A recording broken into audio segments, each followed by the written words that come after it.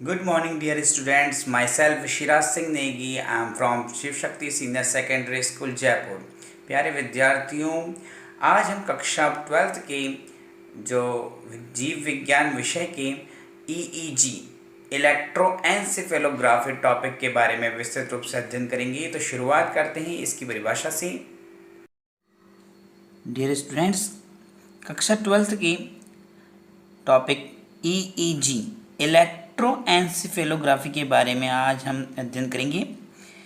EEG क्या है? देखिए कि मस्तिष्क के विभिन्न भागों की विद्युतीय क्रिया का मापन कर उनको आवर्धित रूप में मतलब बढ़ा करके रिकॉर्ड करने की प्रक्रिया EEG कहलाती है। मतलब हमारे जो भी मस्तिष्क के विभिन्न भाग हैं, उन सभी मस्तिष्क के विभिन्न भागों जो हैं वो मस्तिष्क के विभिन्न भाग क्या विद्युतीय क्रिया कर रहे हैं, उस विद्युतीय क्रिया का मापन कर उनको आवर्धित कर और जो है रिकॉर्ड करने की प्रक्रिया क्या कहलाती है? EEG इलेक्ट्रोएन्सेफेलोग्राफी। ये एक प्रक्रिया है, ध्यान रखना कि ये क्या है? प्रक्रिया है, एक प्रोसीजर है। सर्वप्रथम हैंस बर्जर नामक वैज्ञानिक ने 1929 में मस्तिष्क की विद्युतीय सक्रियता का पता लगाने में सफलता प्राप्त की। देखो अगर हम देखिए मस्तिष्क विद्युतीय रूप से सक्रिय होता है, इस बात का पता सबसे पहले किसने लगाया? हैंस बर्जर नामक वैज्ञानिक ने। बात करें मस्तिष्क की विद्युतीय सक्रियता में माइक्रोवोल्ट स्तर की तरंगे प्राप्त होती है। तो जो ये विद्युत सक्रियता होती है वो माइक्रोवोल्ट स्तर तक की जो है तरंगे हमें प्राप्त होती है मस्तिष्क से, जिन्हें अधिक स्पष्ट व सुग्राही बनाने के लिए रिकॉर्ड करने से पूर्व उन्हें आवर्तित किया जाता है, उन्हें एम्पलीफाई किया जाता है, उन्हें बढ़ाया जाता है तथा जो आवर्तित रिकॉर्ड हमें प्राप्त होता है उस रिकॉर्ड को ही हम एन्सेफेलोग्राम कहते हैं। तो एन्सेफेलोग्राफी तो वो प्रक्रिया है और एन्सेफेलोग्राफ जो है एन्सेफेलोग्राम उस अगर हम देखें रिकॉर्ड जो हमें प्राप्त होता है उसे हम कहते हैं। दोनों एक अलग अलग वर्ड हैं, एन्सेफेलोग्राफी और एन्सेफेलोग्राम। बात करें इस तकनीक में कोई दर्द नहीं होता। अगर देखें ये वो तकनीक है EEG की, इसमें किसी भी प्रकार का कोई दर्द नहीं होता, दर्द रहित तकनीक है तथा ये अवांछित पार्श्व प्रभावों से भी मुक्त होती है, किसी भी प्रकार का कोई साइड इफेक्ट भी इसमें नहीं होता है। बात करें कि किस प्रकार की ये प्रक्रिया कैसे की जाती है विद्यार्थियों, आज हम बात करते हैं EEG इलेक्ट्रोएन्सेफेलोग्राफी की प्रक्रिया की।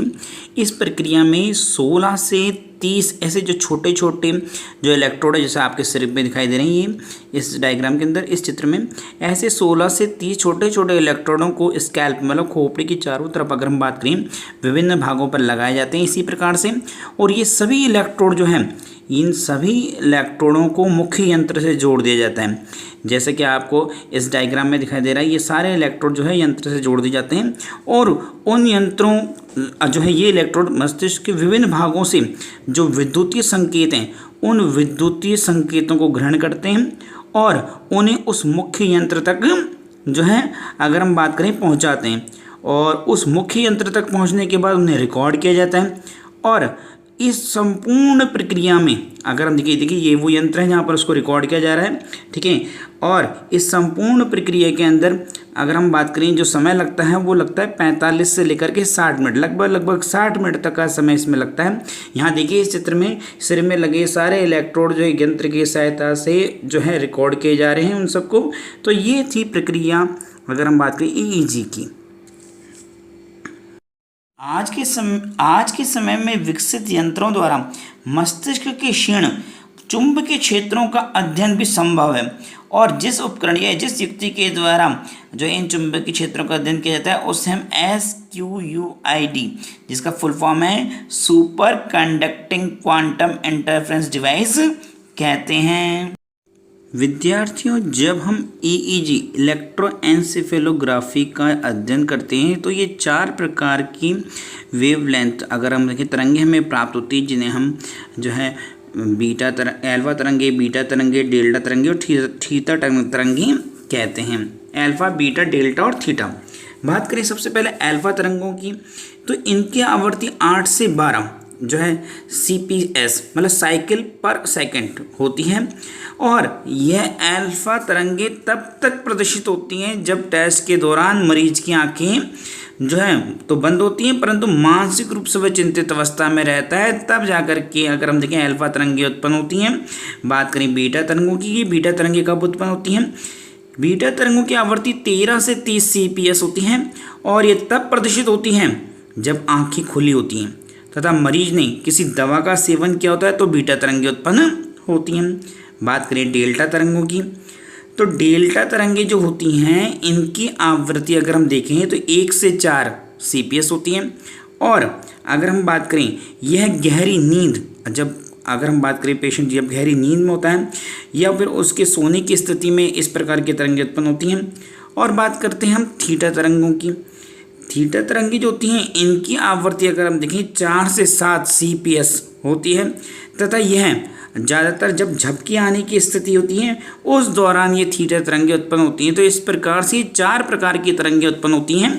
इन्हीं तरंगों के विश्लेषण के द्वारा अगर हम बात करें जो डॉक्टर्स हैं वो इस बात का पता लगाते हैं मस्तिष्क संबंधित कई प्रकार की असामान्यताओं का, मस्तिष्क संबंधित व्यवहार के बारे में इन्हीं तरंगों के माध्यम से पता लगाया जाता है। और अधिकतर ब्रेन डेड के बारे में भी EEG तकनीक का उपयोग किया जाता है। तो ये वो समस्त तकनीक हैं। स्टूडेंट्स, अगर बात करें हम EEG के उपयोग की कि EEG का उपयोग कहाँ किया जाता है, कैसे करते हैं, तो देखो इसका उपयोग मस्तिष्क संबंधित असामान्यताओं से होने वाले रोगों का पता लगाने में किया जाता है कि मस्तिष्क में क्या क्या असामान्यताएं हो रही हैं, उन सभी रोगों का पता लगाने में करते हैं। इसका जो उपयोग किया जाता है मस्तिष्क में महाभूत कोई ब्रेन ट्यूमर वगैरह हो उसका पता लगाने में, एपिलेप्सी मतलब मिर्गी वगैरह की कोई बीमारी है उसके बारे में पता लगाने के लिए, मस्तिष्क संबंधित किसी प्रकार के इन्फेक्शन से के बारे में पता लगाने के लिए, स्लीपिंग डिसऑर्डर मतलब निद्रा संबंधी परेशानियाँ जो होती हैं उनका निदान करने के लिए इसका उपयोग किया जाता है। इसके अलावा औषधियों का मस्तिष्क पर प्रभाव कि जो भी हम ड्रग ले रहे हैं, जो भी दवाइयाँ ली जाती हैं तो मस्तिष्क पर उसका क्या प्रभाव पड़ता है उसका अध्ययन करने के लिए। इसके अलावा ब्रेन डेथ का निर्धारण करने में भी अगर हम बात करें EEG का उपयोग किया जाता है। सिर में चोट लगने पर EEG का प्रयोग किया जाता है। और अगर हम देखिए यदि व्यक्ति के व्यवहार में अचानक से कोई बदलाव आता है तो उसकी बदलाव की स्थिति का पता लगाने के लिए भी EEG तकनीक का उपयोग किया जाता है। बात करें मस्तिष्क के साथ साथ मेरुरज्जु से संबंधित असामान्यताओं का निदान भी अगर हम देखें के लिए जिस तकनीक का उपयोग किया जाता है उसको हम कहते हैं मैग्नेटोएन्सेफेलोग्राफी से किया जाता है। तो आप प्यारे विद्यार्थियों, आज हमने पढ़ा जिस तकनीक के बारे में उस तकनीक का नाम था EEG इलेक्ट्रोएन्सेफेलोग्राफी। ऐसी ही दूसरी तकनीक को हम लेके आएंगे नेक्स्ट वीडियो में। धन्यवाद।